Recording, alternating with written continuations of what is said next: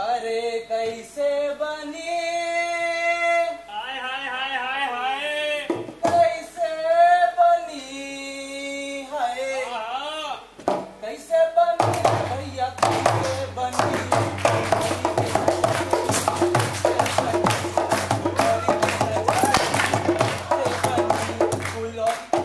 Statue. अरे यार तुम हमेशा जीत जाते हो। ए, पगला गया है क्या? ये क्या कर रहा है? अबे लगता है बौखल। कौन है, कहाँ से आया है, किसको पता। अबे कौन है बे तू?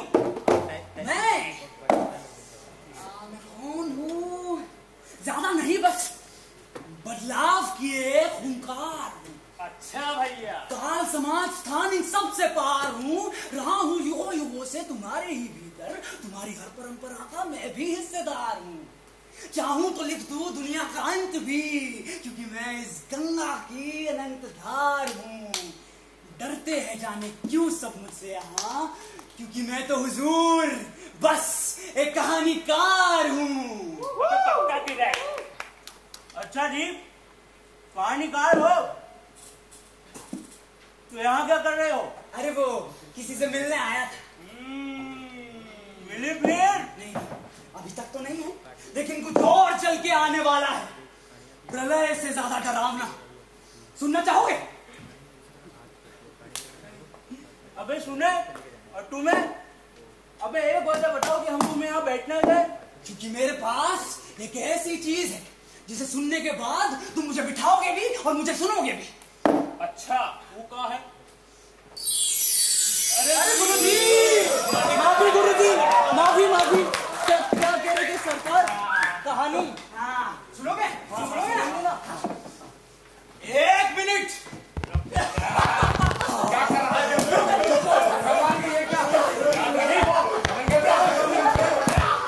सुनोगे? सुनोगे? तो सुनो। अरे मरघट की सीमा पर देखो, अरे देखो दो द्वार खड़े, एक कहानी खत्म हुई तो तुझे की शुरुआत हुए। बड़े शहर की बड़ी इमारत में एक मकाला है, बहुत कमाई धन दौलत पर नहीं किसी से सुने गए। बचपन से ही उसमें माँ की ममता की बौछार है।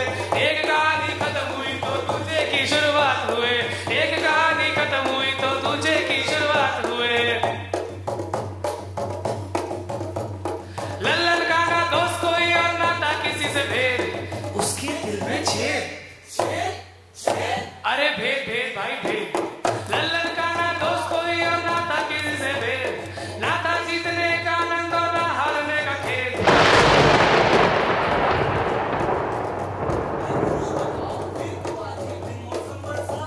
समय का चक्रा जोर से चला, दुर्घटना इस बार हुई। एक कहानी खत्म हुई तो दूजे की शुरुआत हुई।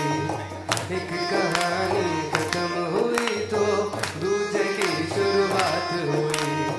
एक कहानी खत्म हुई तो दूजे की शुरुआत हुई।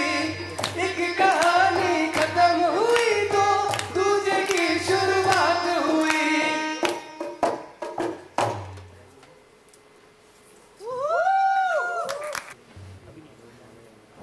इंसान भी क्या चीज है? उस जली हुई राख में चिंगारी ढूंढ रहा है, अपनी मां मरने के बावजूद अपने आप को ढूंढ रहा है। ढूंढ रहा है जो खो गया है या जो कभी था ही नहीं। सोच रहा है क्या वो ढूंढ पाएगा जो कभी मिला ही नहीं। अब वो सोच दिल से रहा है या दिमाग से, क्या उसमें दिल है भी? इंसान भी क्या चीज है? कौन हो तुम? ये सब कैसे जानते हो? मैं जो हूँ वो ये दुनिया भूल चुकी है। और बात रही कि मैं ये सब कैसे जानता हूँ, तो मैं सबके बारे में सब कुछ जानता हूँ। और मैं ये भी जानता हूँ कि तुम एक कायर हो। कायर? कैसे? कायर कैसे? अरे अगर पांडवों को द्रौपदी के चीर हरण से गुस्सा नहीं आता तो क्या वो कायर नहीं हो? तुम कायर हो क्योंकि तुमको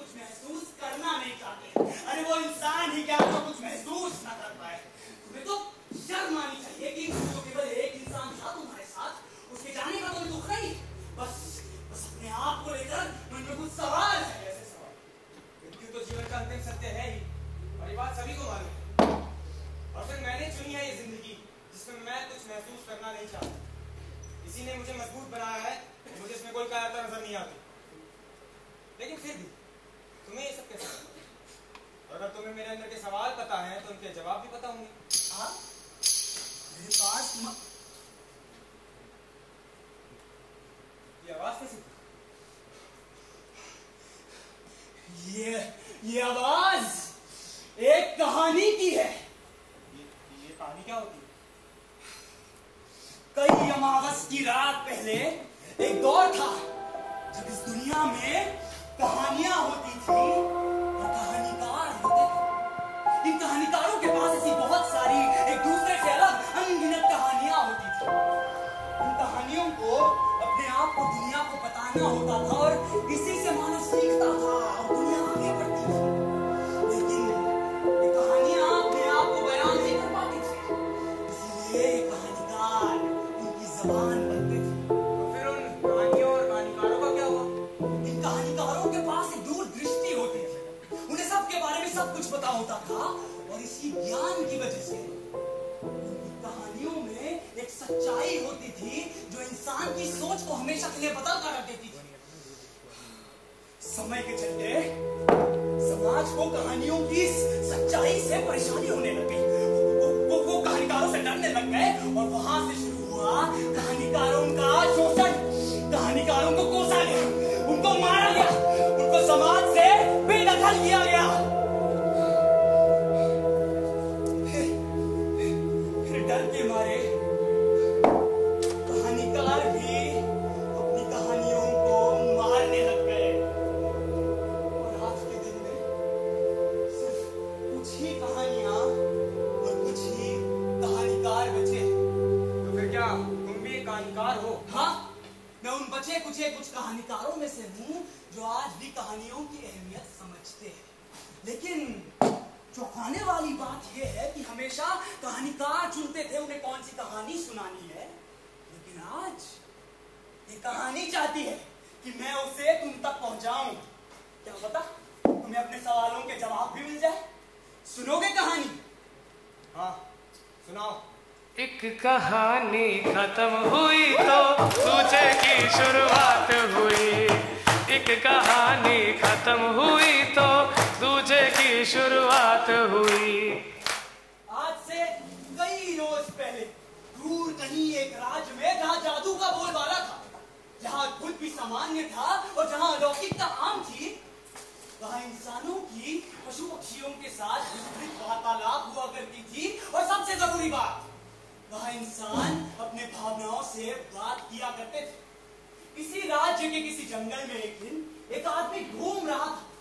वो आदमी उत्तमता का प्रतीक था, जीवन के हर क्षेत्र में सफल, उसके पास सब कुछ था, वो सुंदर था, रईस, बलवान, जिंदगी में बहुत कामयाब। एक बार इस जंगल में चलते चलते उसे एक तालाब दिखा जिसमें उसने अपनी शक्ल देखी और कहने लगा, वाह, क्या है कोई और इस दुनिया में जो मेरे जितना परिपूर्ण है, जो मेरे जितना बलवान, मेरे जितना बुद्धिमान और मेरे जैसा सौंदर्य से भरपूर है? क्या है कोई और जिसके पास मेरे जितनी धन दौलत इज्जत है, जिसके सामने यह सारी सृष्टि अपना सर झुकाती है? यह कहा जाता है कि यह फूल भगवान की सबसे सुंदर रचना है। इसकी एक झलक के लिए लोग समंदर पार करके आते हैं। लेकिन क्या यह फूल मुझसे ज्यादा बलवान है? क्या यह फूल मेरे जैसे किसी महल में रहता है? ऐसी चीज जो इतनी कमजोर, इतनी नाजुक हो, एक ऐसा फूल जो अपने सौंदर्य का भार उठाने के लिए भी सक्षम नहीं हो, वो मुझसे ज्यादा सुंदर कैसे हो सकता है? फिर तालाब के पास बैठा हुआ एक गिद्ध बोला, मूर्ख!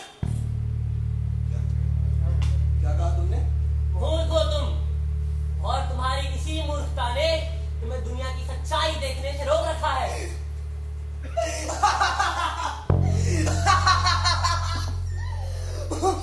अब एक कीचड़ में लिपटा क्यों ना गिद्ध मुझे समझाएगा इस दुनिया की सच्चाई क्या है।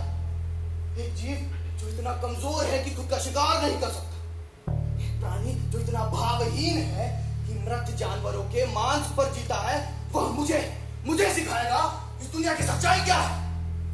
नीच! तुम्हारी या सोचने की कि तुम मुझे कुछ सिखा सकते हो। तुम्हारा यही अहंकार एक दिन तुम्हारे विनाश का कारण बनेगा। तो यह अहंकार कोई बेवजह नहीं आया। यह अहंकार की जड़ वो लाखों सफलताएं जो मैंने सालों से कमाई, ऐसा कुछ था नहीं जो मैंने हासिल नहीं किया, न ऐसा कुछ होगा जो मैं हासिल नहीं कर सकता।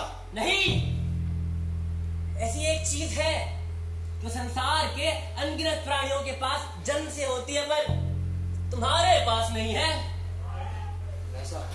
ऐसा क्या है? उड़ान। तुम उड़ नहीं सकते। नहीं। अगर तुझ जैसा एक तुझ जीव उड़ सकता है तो मैं क्यों नहीं? मैं सर्वश्रेष्ठ हूं, मैं उड़ूंगा, मैं उड़ सकता हूं,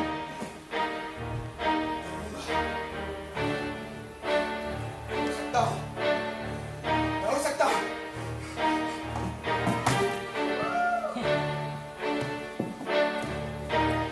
क्यों? ऐसा क्या है तुझ जैसे तुझ जीव के पास जो मेरे पास नहीं? बोल।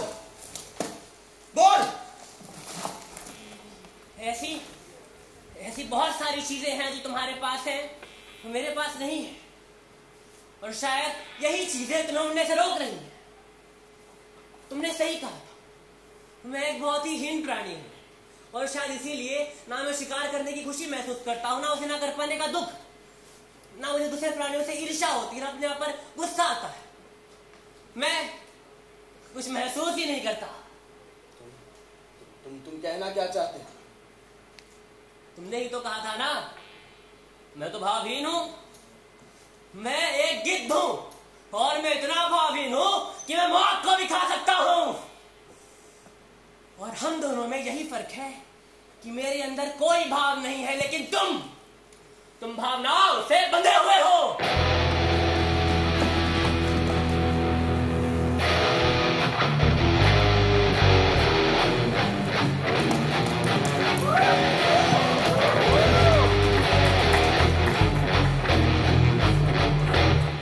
और तुम्हारे अंदर की ये भावनाएं ही तुम्हें उड़ने से रोक रही हैं। नहीं, खोलो मुझे उड़ना। ये भावनाएं मुझे उड़ने से रोक रही हैं। खोलो मुझे।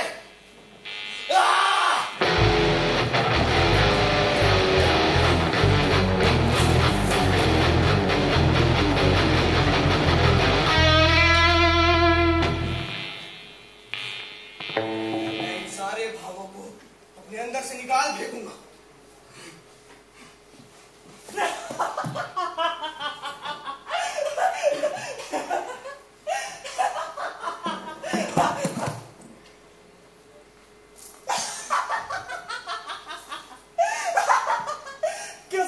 कैसा मूर्ख आदमी है रे तू। अपने सभी भावों को फेंक देगा। अगर तू मुझे फेंक देगा तो इस दुनिया का सामना किसका चेहरा लेकर करेगा रे? ऐसे शोक का या आदर का या भय का? मुझे फेंक देने के बाद इसकी शक्ल देखने लायक होगी। हर जगह। तुम मुझे सिर्फ और सिर्फ कमजोर बनाते। अगर मैं अपने आप को लेकर खुश हो गया तो मैं जिंदगी में कुछ हासिल करने की चाह ही कैसे रखूंगा? जैसे भाव की मुझे कोई जरूरत नहीं है।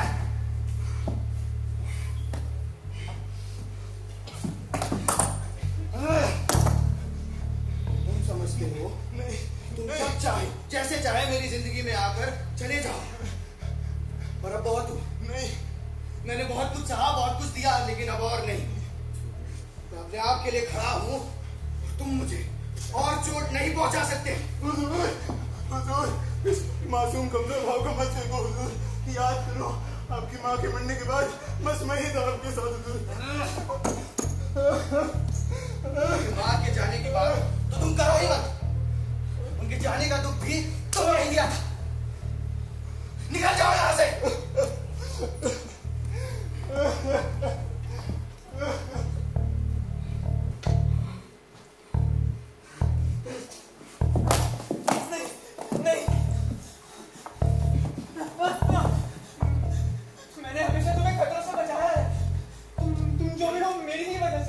अगर तुम्हें अपनी असफलता भाई ना होता तो तुम मेहनत ही ना करते, है ना? नहीं, और अपने लक्ष्य प्राप्त ना नहीं, चुप।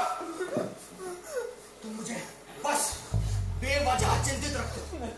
तुमने हमेशा मेरे रिश्तों को एक नकारात्मक रूप से प्रभावित किया, और आखिरकार डर पर विजय प्राप्त करने से ही तो व्यक्तिगत विकास होता है। मेरे पास कोई वजह नहीं है तुम्हें यहाँ रखने की। पर वो किसी झूठ बोल रहा हो तो तुम नहीं उड़ पाए तो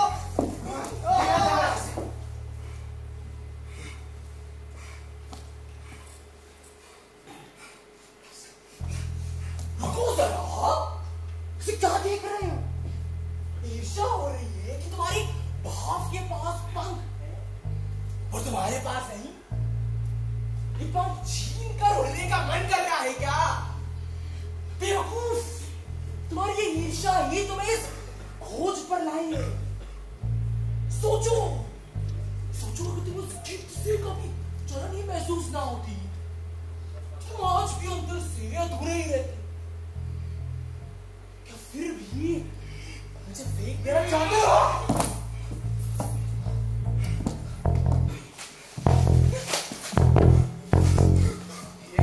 ये तुम्हारे पंख और तुम्हारे छलावे दोनों ही तुम्हारे अस्तित्व की तरह नकली है। मुझे और अपने इशारों पर नहीं नचा सकते। मेरी मंजिल तुमसे कहीं ज्यादा महत्वपूर्ण है। बस एक आखिरी भाव बचा। रुक जा, क्या कर रहा है बेवकूफ? तेरी अकल मारी गई है क्या? याद रहे जब अंग्रेज पर तुझ पर उंगलियां उठाई गई थी, तब मैं ही तेरी बेगुनाही की आवाज बना था। मेरे बिना ये दुनिया खा जाएगी मुझे। बस तुम आखिरी बचा। मुझे ना तुम्हारी ताकत की जरूरत है, ना तुम्हारी सुरक्षा की चाह। बस एक बार मैं उड़ गया, फिर मैं सबसे सुंदर, सबसे शक्तिमान बन जाऊंगा।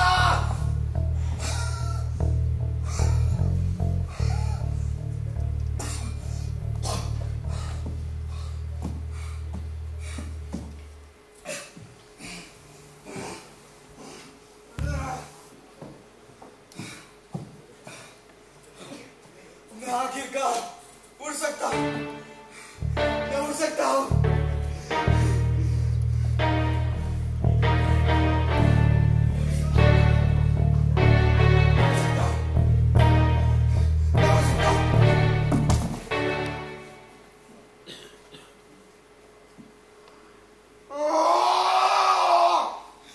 इसका मतलब अपने सारे भाव फेंक देने के बाद भी वो आदमी उड़ नहीं पाया। हाँ, वो नहीं उड़ पाया।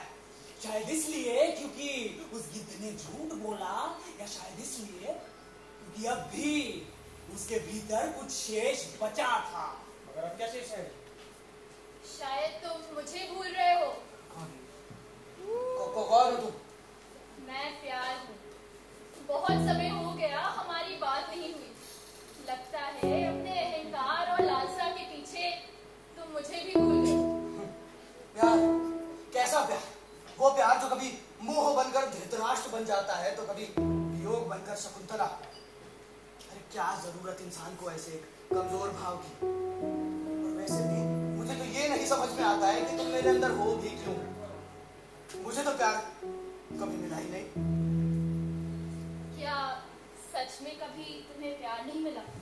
माँ, माँ,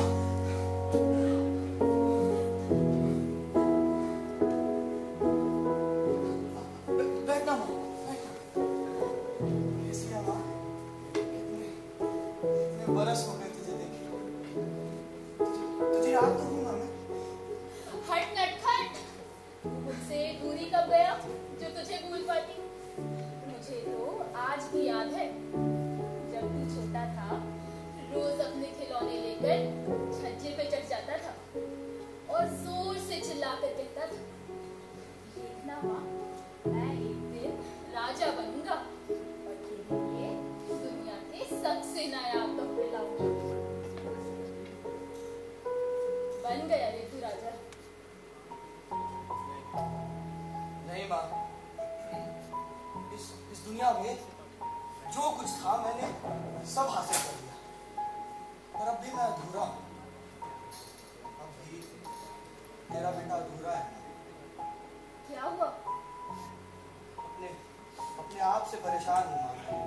अपने आप से मतलब? अपने भावों से। इसका मतलब तो तुम्हें मुझसे भी दिक्कत होगी। हाँ? माँ नहीं हूँ मैं तेरी, मैं बस एक भाव हूँ, उन्हीं भावों जैसे जिन्हें तूने निर्दयता से उखाड़ फेंक दिया था। तुम्हारी हिम्मत भी कैसे हुई मेरे सामने मेरी माँ बनकर आने की? क्योंकि मैं एक यार हूँ। पूरी जिंदगी तुमने इकलौती सिर्फ मेरी परवाह की थी। अब क्या करोगे? फेंक दोगे मुझे भी बाकियों की तरह? मुझे तुमसे या किसी भाव से कोई दुश्मनी नहीं। मुझे बस उड़ना है और उसके लिए मुझे जो करना होगा मैं करूंगा। कहाँ पहुँचोगे ऐसी उड़ान से? सिर्फ आखिर उसी गिद्ध जैसे बन जाओगे जिस पे हंस रहे थे। वो गिद्ध एक घिनौना जानवर था, मैं सर्वश्रेष्ठ इंसान। मुझे सिर्फ उड़ान की कमी।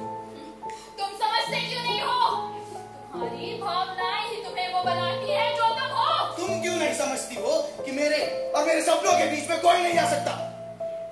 मुझे किसी की जरूरत नहीं है, ना तुम्हारे तर्क की, ना तुम्हारी धमकियों की, और ना तुम्हारी।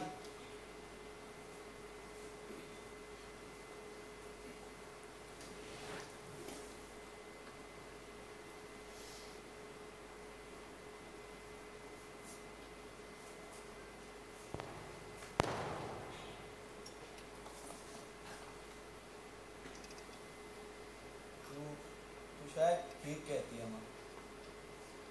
ये सब धन, ये ताकत, इस सब ने निगल सा लिया मुझे।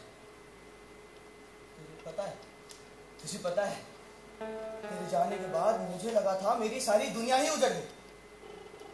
तब से लेकर आज तक मैं बस उस दुनिया को फिर से बनाने की कोशिश कर रहा हूँ, बिना यह समझे कि उस दुनिया की रौनक तुझसे ही थी। उस दुनिया की रौनक तुझसे ही थी माँ। माँ, माँ, यहाँ देखना माँ।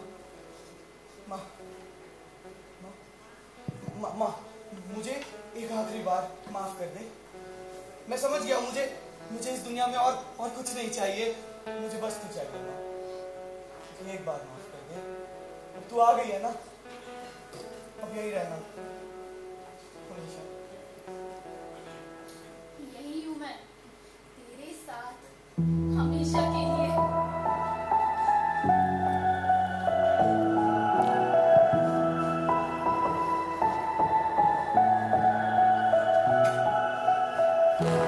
मुश्किलों में तूने माँ दिया है जो सहारा, तूफान में सपनों कश्ती को जैसे किनारा, तेरा ये आंचल जैसे छाँव देता बादल।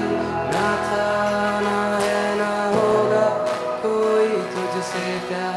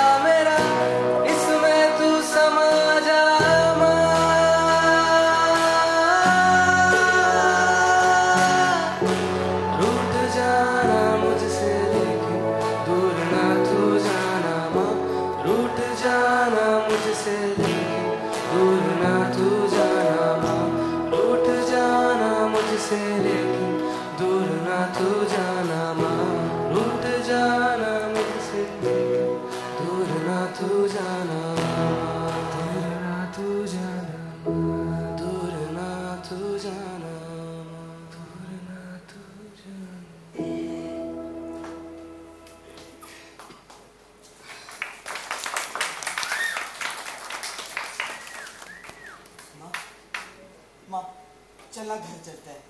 अब शाम हो गई है और एक बार फिर बचपन की तरह मुझे अपने हाथों से खाना खिलाना। माँ चल, आजा। माँ चलना। चलना।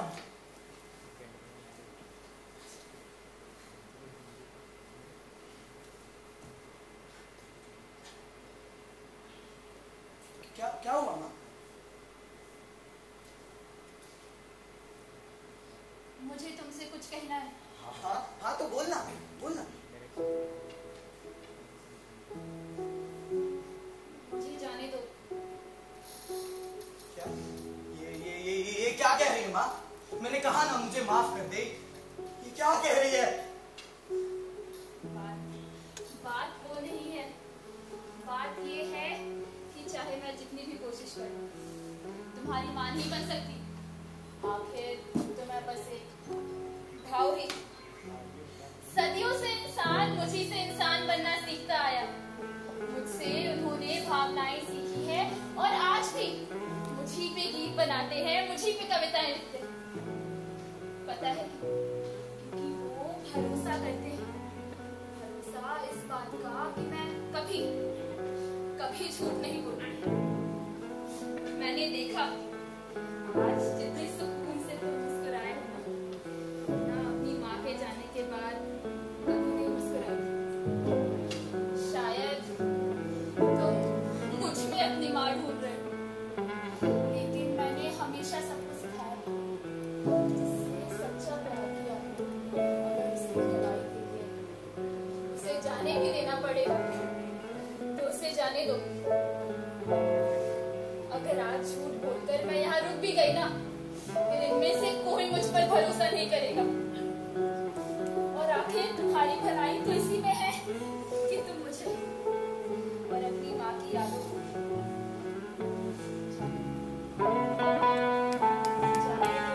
ताकि फिर कभी तुम्हें कोई रोक ना पाए।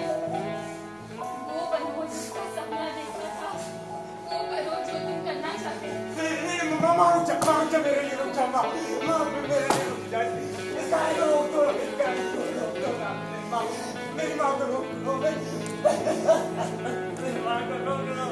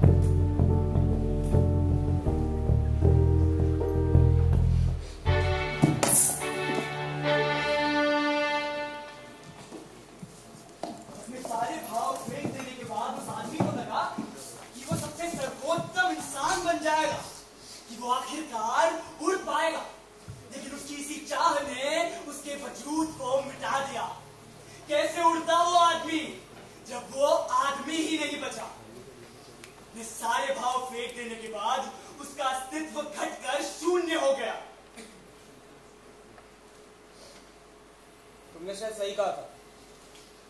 मैं भावों के बिना मैं खोखले पात्र से ज्यादा कुछ नहीं। ये सारी जिंदगी में बस सफलता के पीछे भागता रहा और उस होड़ में मैंने अपने सारे भावों को छोड़ दिया और शायद उसमें खुद को भी कहीं खो दिया।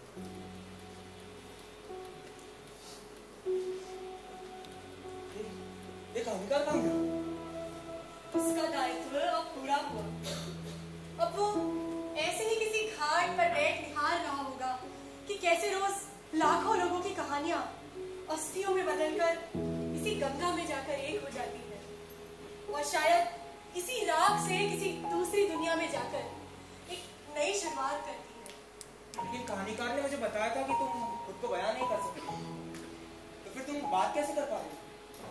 क्योंकि तुम अलग हो। एक कहानी सुनाने के लिए एक अलग साहस की आवश्यकता होती है, एक ऐसा पागलपन, एक ऐसी सहनशीलता जो आज ज्यादा लोगों के पास नहीं। इसीलिए मैं तुम्हें अपना कहानीकार चुनना चाहती हूँ और मैं ये चाहती हूँ कि तुम मेरी ये जुबान हर उस इंसान तक पहुंचाओ जो कहीं अपनी ही तलाश में अपने आप में उलझ चुका है। शायद अब मुझे पता है मुझे क्या करना है। तो क्या तुम अपनी पहली कहानी